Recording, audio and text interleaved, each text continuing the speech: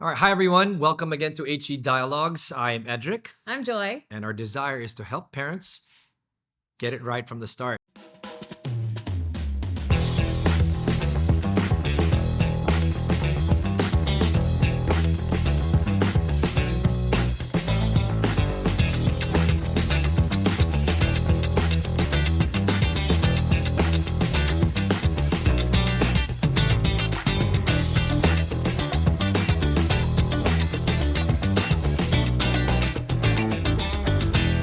So, we are going to talk a little bit about the upsides. Mm-hmm. For those just joining us, whether you're joining us for the first time on the video component or the audio component, the podcast component, we were really passionate about helping families learn and get the right tools to parent and journey with their kids well. Mm-hmm.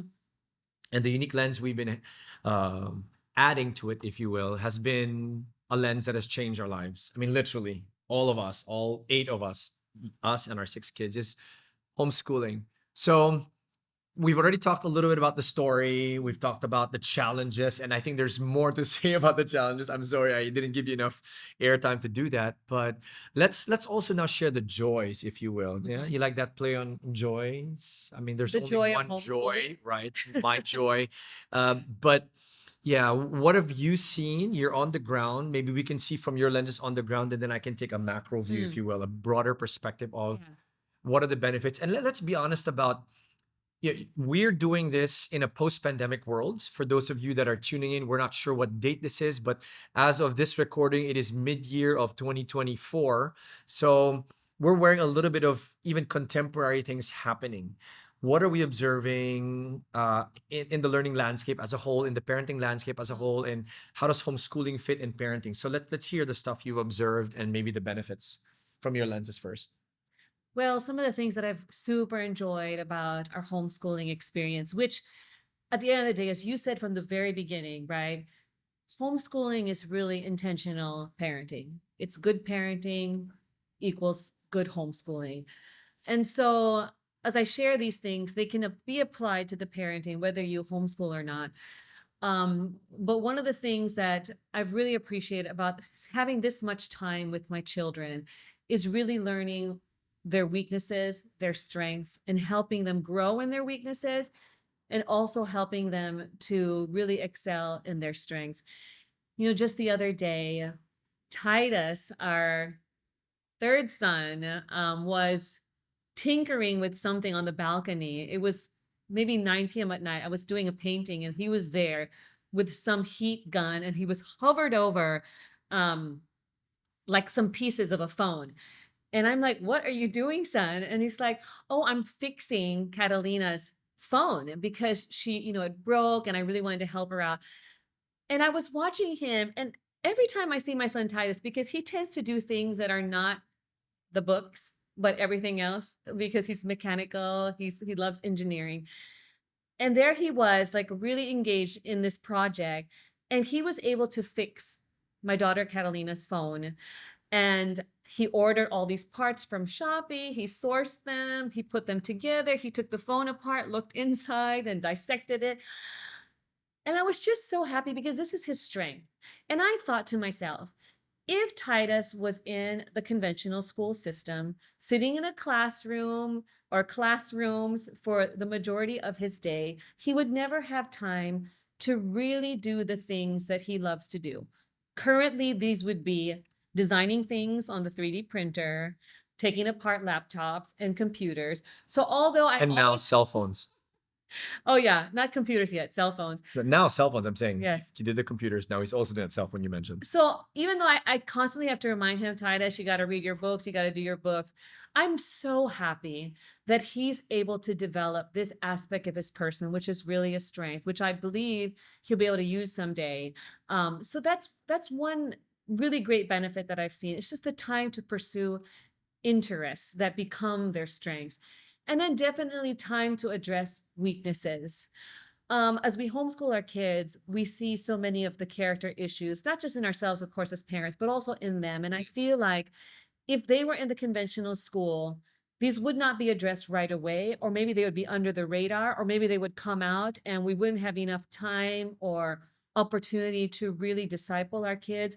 But homeschooling is so much discipleship, as parenting should be, really discipling our children to love God, to know God, to be committed followers of Christ.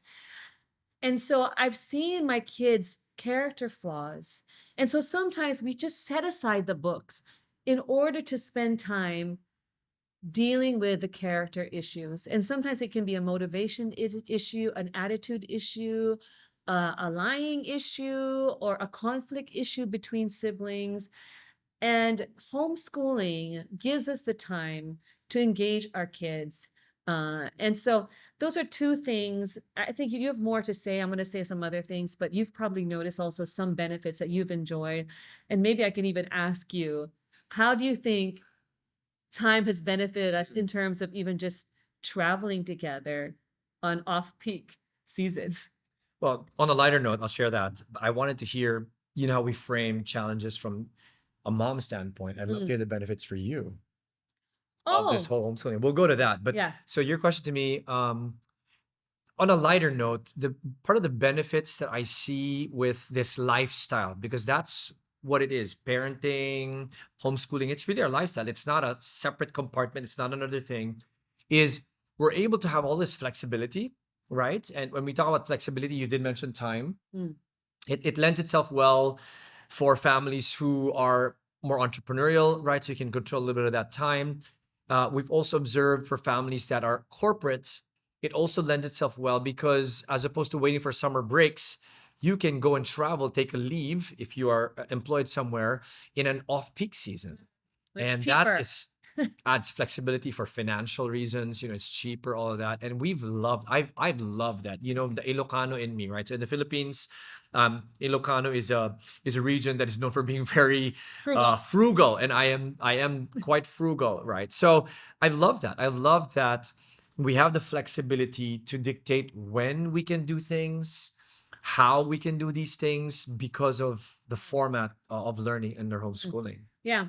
So Edric asked me, what's been the personal benefit to me in Yes. terms of Edric homeschooling? did ask you that. And for me personally, it would be that you don't stagnate as a person when you home educate your kids, because you have to keep on learning, you have to keep growing. And if you can see, we're surrounded by lots of books here. If I'm just going to pull some of these, Yeah, I and have had to do so much research just to prepare to home educate my kids. mm, And I really wanted to be committed to it. And when I got into it, I read so many books on parenting.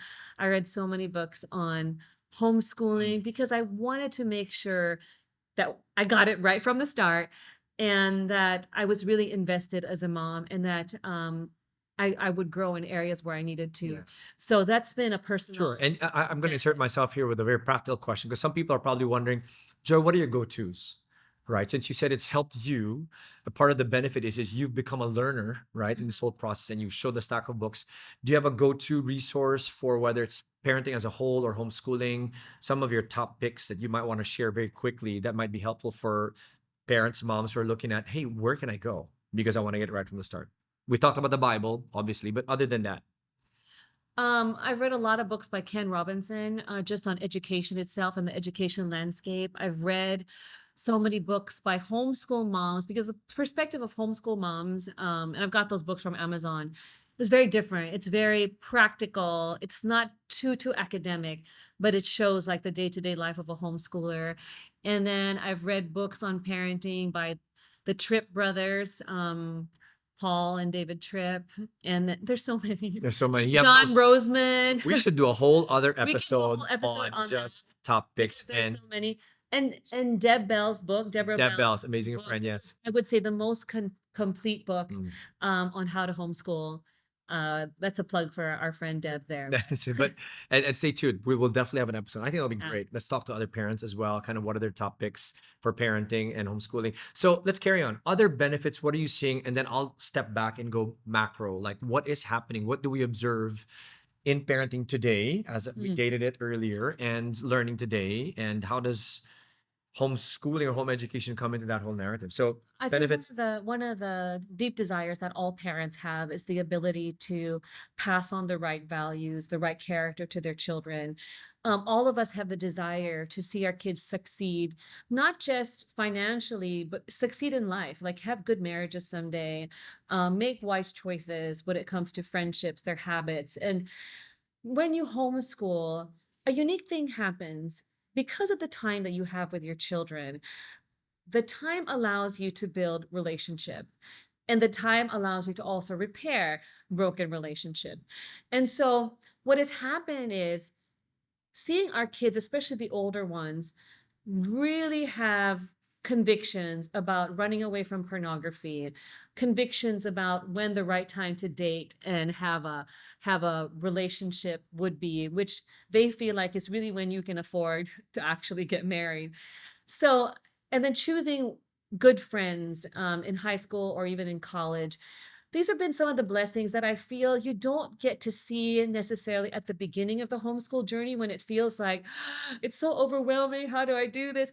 But as you keep going and it becomes a discipleship relationship where you're really teaching them how to have convictions, how to be anchored in truth, then you begin to see that they start to make wise choices. Mm. And that's been so awesome. I remember one time, and I was in the car with one of our sons, and I asked him, what we were talking about apps, downloading apps, and he said, Mom, all of my friends are allowed to download apps without asking their parents, um, and they can just choose whatever they want to put on their phones. And I'm like, do you feel bad about that? Is that something that you feel like we should change in? And he's like, no, Mom. You know what? I know that you set boundaries for us because you love us. And I actually really appreciate it. And that really struck me. And this is when Eden was maybe about 10, 12 years old. But fast forward now to the future. I was having a conversation with Elijah over the phone, and we were talking about dating and relationships. And he said, Mom, I really imagine having a family someday, and it would be nice to have someone in my life. And I said, oh, is it because you're lonely in the US by yourself? I wonder who that someone is. I Is want to it know. because you want to be with someone? And his answer surprised me because he said, Mom, I want to be in a relationship with somebody someday because I want to be able to give to them. I want to be able to take care of them. I want to be able to bless them. And I thought, who is this person? I never thought that way when I was younger. If you are listening to this podcast right now, or you're watching this and you're a single girl in your 20s, just message us. So I was so blessed, and I realized it goes back to the younger years. I was reading a book where it says the ages of 0 to 13 are the most critical conviction forming years in a child's life. And if in those years children really learn to love God, to know God, learn to have the right values, they tend to make wise decisions as they grow older. But honey, I think you want to add something. Yeah. Yeah, no, so I wanted to step back. We said we'd take a little bit of a Yeah. step back and answer that question of, well, what does the world look like today from our lenses? And what does parenting today look like? And learning, one of the most interesting observations I've had, not just in this space but in the broader spaces I've been in, right? You were recently with me on a trip to look at colleges because we're moving into the higher education space. Mm. So the question and the observations that I've had are, what are the big things happening today? And one very interesting observation is happening today as a result of the pandemic and the abundance of information and technology is the fact that we are living in an age where, and the data will support the Gen Zs, this next generation coming up, they are the most informed generation in all of history You mean because Generation there's so much Alpha? stuff. Alpha, I think. Z and then Alpha, that generation. Yeah, so Alpha would be our kids. The Zs are the ones coming to the workforce, right? And I share all this because the fundamental shift that we're observing is we used to grow up with the picture of a sage on the stage. We'd look to this person, we'd learn from them and all that. And even the learning models of our day was like that, right? Thus the need for so many layers of learning and propping them up, and then everybody learns. But today it's really more of a guide on the side. And this book that we wrote, for those that are or watching this, Or we wrote listening. this for those watching, you'll see it. If you're listening, I'll describe it. It's a book called Why You Should Homeschool. It is out of print, and so we're thinking about running another run. It's out of print because it's sold out, and we haven't found the time to reprint it. But one of the things that I learned from the Harvard Graduate School of Education that I included here, which I found very useful, that also demonstrates learning today, is that principle of the shift from a sage on the stage to the guide on the side. And in very simple words, if you're watching, you're seeing a set of triangles, right? If you're listening, you're hearing me talk about these triangles. I want you to imagine a triangle with three parts to it. It's an equilateral triangle, and there's three parts to it where you have a teacher, a student, and then the content. And the reason this simple triangle is very helpful is a professor from the Harvard Graduate School named Richard Elmore said, this is the fundamental triangle of learning. I'm paraphrasing. But these three components show how children can learn very well. If they have a good teacher who interacts with them as a students, and then they're interacting very well with the contents. That's the three parts of the triangle. That's what Richard Elmore proposed. But what has happened is through time, and as I mentioned, the day we're in with this abundance of information and technology, the role has shifted fundamentally. A teacher no longer is that sage on the stage that interacts with the content and student. And the term now is the word facilitator. So the lecturer I had when I was taking my course was Dr. Liz City. She said it should now be facilitator instead of teacher and learner instead of students. The content can be labeled content, but as we know, the content has changed radically because of the prevalence and how technology has expanded that. We even have chat GPT, etc. So why am I sharing all of these things? One of the observations that I think would be very helpful for us as we parent our children and as we think about what kind of education they should go through is really how can we find the right environment for them to thrive in learning where they are surrounded with a good facilitator and then content that helps them engage it well. So those would be the key considerations, even after the pandemic, especially with the next generations where there's so much information. How can we have a good facilitator that takes that student or the learner and helps them engage the content?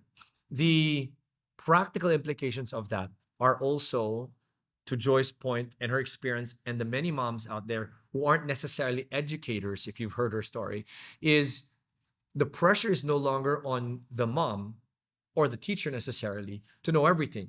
You need to show up, you need to do your part, but the pressure is to find good content, to be resourceful. So your goal is to then facilitate, like she said earlier, right? All of the physics, calculus, etc. You're not an expert in that, and yet our sons are able to do well and get into schools like the one that I came from, where they're getting into the top honors programs that I could not get into even with my own pedigree, right? So that's a little bit of the world today, and I share that because let's bring it back.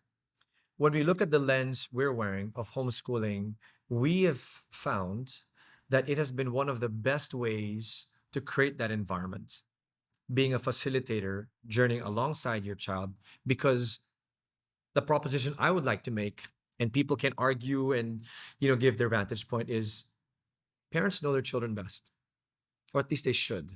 So that's a little bit of the perspective that we're seeing now. And I wanted to just say, babe, are there any closing thoughts from you before we wind down? I see you're either very intrigued with what I'm saying or you're concerned with the direction I'm headed here. So let's hear it as we wind We're it going down. to tie that together.